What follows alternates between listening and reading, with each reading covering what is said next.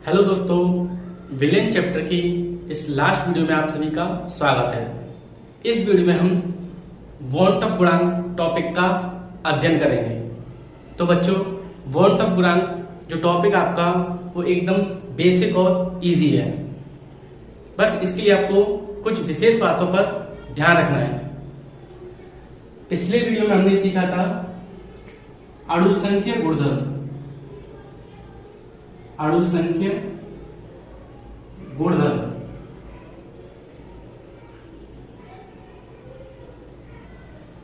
तो बच्चों, अणुसंख्य गुणधर्म वे गुणधर्म होते हैं जो कि अणुओं की संख्या पर निर्भर करते हैं। इस बात पर निर्भर नहीं करते हैं कि हमने क्या मिलाया है, अर्थात हमने विलायक में कितने विलेय के अणु या मूल मिलाए हैं, इस बात पर निर्भर करता है अणुसंख्य गुणधर्म। अब मान लीजिए कि हमें अणुओं की संख्या में गिनने में गलती हो जाए। हमने जो अणु हैं विलेय के मिलाए हैं उन्हें गिनने में गलती हो जाए, तो होगा क्या कि हमारा अणुसंख्य गुणधर्म भी गलत आएगा। तो यहां पर एक छोटी सी मिस्टेक हुई है। वो क्या है बच्चों कि मान लीजिए मैंने NaCl को जल में घोला, तो होगा क्या, जैसे ही आपका NaCl जल में घोलेंगे तो वो अपने विपरीत आयनों में टूट जाएगा, यानी Na+ और Cl- अपने विपरीत आयनों में टूट जाएगा। तो होगा क्या बच्चों कि अणुसंख्य गुणधर्म का मतलब होता है कि हमने कितना मिलाया है, क्या मिला है, इस बात पर निर्भर नहीं करता है। तो पहले क्या था कि जब मैंने NaCl को जल में मिलाया था तो वो कितने थे, तो NaCl का एक अणु था, तो इस हिसाब से तो अणुसंख्य गुणधर्म एक आएगा, क्योंकि हम जानते हैं कि जितने मूल होते हैं, कितना मूल है इसका, एक मूल, जितने मूल मिलाते हैं वही उसका अणुसंख्य गुणधर्म कहलाता है। पर हुआ क्या, जैसे मैंने नमक को जल में मिलाया तो वो अपने अलग अलग आयनों में टूट गया। तो मतलब एक मूल Na का और एक मूल Cl का, तो टोटल आपके जल में 2 मूल प्राप्त हो रहे हैं। पहले क्या था, मैंने NaCl को जल में घोला तो पहले NaCl 1 मूल प्राप्त हो रहा था, तो उस हिसाब से इसका अणुसंख्य गुणधर्म 1 आएगा। लेकिन जैसे ये जल में घुलता है तो ये अपने विपरीत आयनों में टूट जाता है, तो इस हिसाब से एक Na का मूल, एक Cl का मूल, तो 2 हमें NaCl के मूल प्राप्त होंगे। तो इस हिसाब से हमारा अणुधर्म भी गलत आएगा, क्योंकि हमने लैंग्वेज में सीखा था कि जिस पदार्थ को मिलाते हैं उसके कितने मूल होते हैं वो आपका कहलाता है अणुसंख्य गुणधर्म। मैंने NaCl 1 मिलाया तो इसका अणुसंख्य गुणधर्म 1 है, क्योंकि अणु की संख्या कितनी इसमें, अणु की संख्या 1 है। लेकिन हमने जब प्रैक्टिकल किया, यानी इसको जल में घोला, तो हमने ऑब्जर्व किया कि ये अपने आयनों में टूट गया, तो Na+ और Cl- अब हमें 2 अलग अलग पदार्थ प्राप्त हो रहे हैं, एक Na+ दूसरा Cl-। तो यहां पर एक मोल Na और दूसरा मोल हमारा किसका है, Cl- का, तो हमें 2 मोल Na और Cl के प्राप्त हो रहे हैं। तो इस हिसाब से हमारा अणुसंख्य गुणधर्म भी गलत आएगा। दूसरा देखिए, अब मैंने क्या किया, CH3COOH के 2 मूल मिलाए, किसमें, जल में, तो होगा क्या कि जो CH3COOH है, CH3COOH वो एक दूसरे से ऑक्सीजन के बॉन्ड से कनेक्ट हो जाएंगे, और यहां पर हमें जो अणु प्राप्त होगा वो हमें केवल एक अणु प्राप्त होगा, क्योंकि यहां पर ऑक्सीजन ऑक्सीजन आपस में बॉन्ड से जुड़ जाते हैं। तो यहां हम देखें तो हमने जो पदार्थ मिलाया था उसके कितने मूल हैं, 2 मूल। कितने मूल हैं, 2 मूल। जब मैंने इसको जल में मिलाया तो हमें कितने मोल प्राप्त हो रहे हैं, 1 मोल। तो बच्चों इन एग्जाम्पल से ये साफ क्लियर होता है कि हमने जो पढ़ा था कि अणु संख्या गुणधर्म केवल उनकी संख्या पर निर्भर करते हैं, पदार्थ की संख्या पर निर्भर करते हैं। लेकिन हमने जब प्रैक्टिकल किया तो उससे क्या है, हमारी संख्या कुछ अलग आ रही है। तो इस गलती को सुधारने के लिए या इस नियम को सुधारने के लिए हमारे बॉन्टॉफ नाम के वैज्ञानिक थे, उन्होंने एक नियम दिया जिसे कहते हैं हम बॉन्टॉफ गुणांक। बॉन्टॉफ गुणांक को हम आई से व्यक्त करते हैं। बॉन्टॉफ गुणांक को हम आई से व्यक्त करते हैं। तो आई बराबर सूत्र होता है संगुणन या वियोजन के पश्चात कणों की संख्या डिवाइड बाई संगुणन या वियोजन से पूर्व कणों की संख्या। संगुणन का मतलब जुड़ना, दो पदार्थों का ऐड होना। वियोजन का मतलब पदार्थों का टूटना। जैसे NaCl है, ये अपने अलग अलग आयनों में टूट गया, तो यहां आपका इसका क्या हो गया, वियोजन। वियोजन यहां पर क्या था, दो अलग अलग CH3COOH के कण थे, ये आपका क्या हुआ, दोनों मिल गए, तो यहां आपका क्या हुआ, संगुणन यानी संयोजन। तो अगर हम इसका बॉन्टॉफ गुणांक से इस नियम को निकालें तो I बराबर संगुणन या वियोजन के पश्चात कणों की संख्या, तो हमारा ये क्या था, संगुणन के पश्चात कणों की संख्या। तो यहां पर देखें तो वियोजन के पश्चात कुल कितने कण हैं, 2 कण। वियोजन के पश्चात कणों की संख्या कितनी है, 2। और वियोजन से पूर्व कणों की संख्या यानी वियोजन से टूटने से पहले कणों की संख्या कितनी है, 1 मोल। तो यहां हम देख सकते हैं कि आपका जो I प्राप्त हुआ है वो 2 प्राप्त हुआ है। इससे साफ साफ ये निष्कर्ष निकलता है कि हमने 1 मोल नमक का मिलाया जल में, जबकि हमें जो अणु संख्या गुणधर्म है यानी अणुओं की जो संख्या है वो हमें 2 प्राप्त हो रही है। यानी हम जितना पदार्थ मिलाते हैं, जैसे 1 मिलाया तो उसका डबल यानी 2 गुने हमें अणु की संख्या प्राप्त होगी। तो अणु संख्या गुणधर्म इस बात को बताता है कि हमने उसमें कितना पदार्थ मिलाया है या उनके पदार्थों की संख्या या अणुओं की संख्या कितनी है। सेम इसमें हम देखें तो I बराबर संगुणन या वियोजन से पश्चात कणों की संख्या, तो ये आपका संयोजन के पश्चात कणों की संख्या कितनी है, 1। संगुणन या वियोजन से पूर्व कणों की संख्या कितनी है आपकी, ये आपकी 2 यानी 2 मोल। तो यहां भी अगर हम देखें तो आपका जो I है वो आ रहा आपका 1/2। तो इससे देखें हम तो पहले कुल कितने कण थे, 2 थे, प्राप्त कितना हो रहा है, आधा।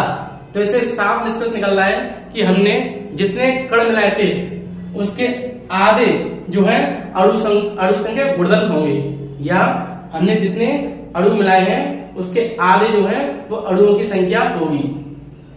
तो इस सूत्र से हम क्या करते हैं कि हमारे जो अणु संख्या गुणधर्म के अणुओं की संख्या होती है उसे सही तरीके से ज्ञात करते हैं।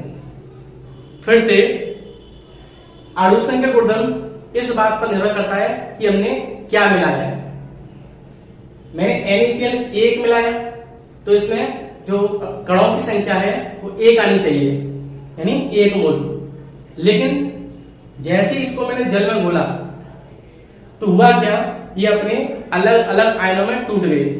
तो जल में अब कितने मोल बने, 1 ये है और 1 ये, यानी 2 मोल प्राप्त हुए। तो इस हिसाब से जल में जो मोलों की संख्या है, जो अणुओं की संख्या है वो 2 प्राप्त हो रही है। तो थ्योरी के हिसाब से कुछ अलग है और प्रैक्टिकल के हिसाब से कुछ अलग है। तो बॉन्टॉफ ने एक नियम दिया था जिसके अनुसार जो I होता है वो वियोजन के पश्चात कुल कणों की संख्या बटे उससे पहले कुल कणों की संख्या। इसे सॉल्व करके हमारा क्या निकलता है, अणुओं की कुल संख्या। ठीक है, सेम ऐसे यहां पर I बराबर ये वियोजन के पश्चात या संयोजन से पश्चात कणों की संख्या 1 है, पहले कितनी है 2, तो I कितना आ गया 1/2। तो तो आपका जो वॉन ऑफ गुणांक में अणुओं की संख्या जो होगी वो कितनी होगी, वो होगी आधी। आधी मतलब जो हमने अणु लिए हैं, जितने अणु लिए हैं उसके आधे, मतलब और हमने 10 अणु लिए हैं तो हमें आधे यानी 5 अणु क्या प्राप्त होंगे, अणुओं की संख्या। इसी प्रकार और हमने यहाँ 10 अणु लिए हैं तो यहाँ पर हमें 5 अणु प्राप्त होंगे। ठीक है, तो बच्चों इसकी लैंग्वेज पढ़ लेते हैं।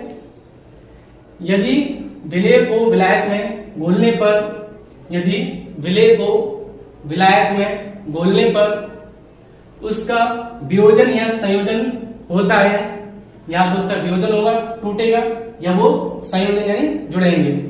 तो वियोजन या संयोजन होता है तो विलयन में कणों की संख्या या मूलों की संख्या में वृद्धि या कमी हो जाती है। तो आपकी जब ये टूटेंगे या जुड़ेंगे तो इसकी जो कणों की संख्या है, जैसे यहाँ पर 1 है, यहाँ पर 2 है, इनमें क्या होता है, या तो वृद्धि होगी या कमी। यहाँ पर क्या हुआ, 1 से 2 मूल बन गए, 1 मूल था और में 2 मूल प्राप्त हुए यानी वृद्धि हुई। यहाँ पर 2 मूल थे, प्राप्त कितना हुआ, 1 मूल यानी कमी हो गई। तो विलयन में कणों की संख्या में वृद्धि या कमी हो जाती है, जिसके परिणाम स्वरूप अणु संख्या गुणधर्म भी परिवर्तित हो जाते हैं। जब इनकी संख्या में कमी आएगी तो क्या हुआ, तो इनके गुणधर्म भी अलग आएंगे, क्योंकि हम इस हिसाब से सॉल्व कर देते। और अणु से गुणधर्म में हमने प्रैक्टिकल किया तो उसकी जो अणु की संख्या है वो कुछ अलग निकाल रही है, तो अणुओं की संख्या में क्या हुआ, परिवर्तन होगा।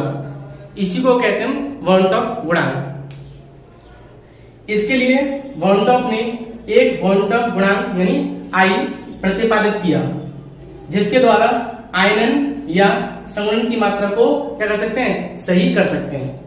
तो जो वॉन ऑफ ने एक नियम दिया जिससे हम इस गलती को सुधार सकते हैं। तो आई बराबर होता है आपका संगुणन या वियोजन के पश्चात कणों की संख्या बटे संगुणन या वियोजन के पूर्व कणों की संख्या। तो इससे हम क्या कर सकते हैं, जो आपकी जो मिस्टेक हुई थी उसको सही कर सकते हैं। अब इसके बाद पिछले वीडियो में हमने जो अणु संख्या गुणधर्म थे उसके 4 फॉर्मूलों का डेरिवेशन किया था। पहला था आपका P1 बराबर P1 नॉट x2, दूसरा था आपका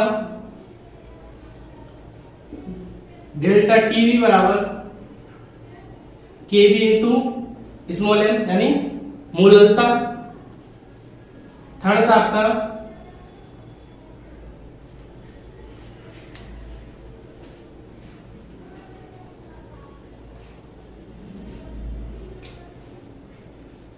सेकेंड आपका डेल्टा टीवी बराबर केवी इंटू एम यानी मोललता, थर्ड है आपका डेल्टा टीएफ बराबर केएफ इंटू स्मॉल एम यानी मोललता, और फोर्थ आपका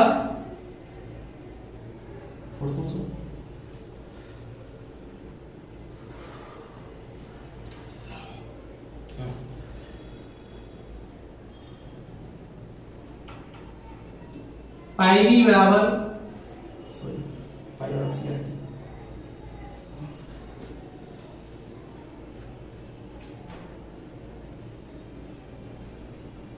पाई बराबर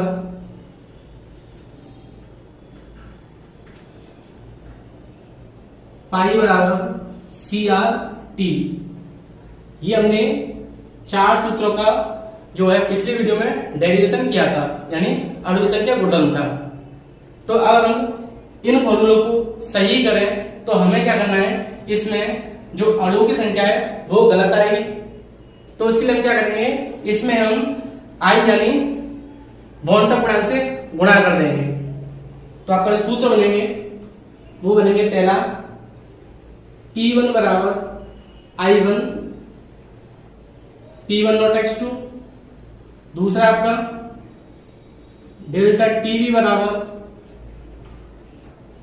I KB into small M यानी मोललता, थर्ड है आपका डेल्टा टीएफ बराबर I और आपका KF इंटू स्मॉल m और लास्ट आपका पाई बराबर I इंटू CRT। तो इन सूत्रों में अगर हम I का मान रखते हैं तो हमारे क्या होंगे, अणु की संख्या सही निकलेगी। मान के चलिए इस रिएक्शन में मैंने जो NaCl है, नमक जो NaCl है, उसमें जो मूलों की संख्या 2 है, तो यहाँ हम 2 रखें I का मान, तो इससे आपके अणुओं की संख्या या अणु संख्या गुणधर्म सही निकलेगा।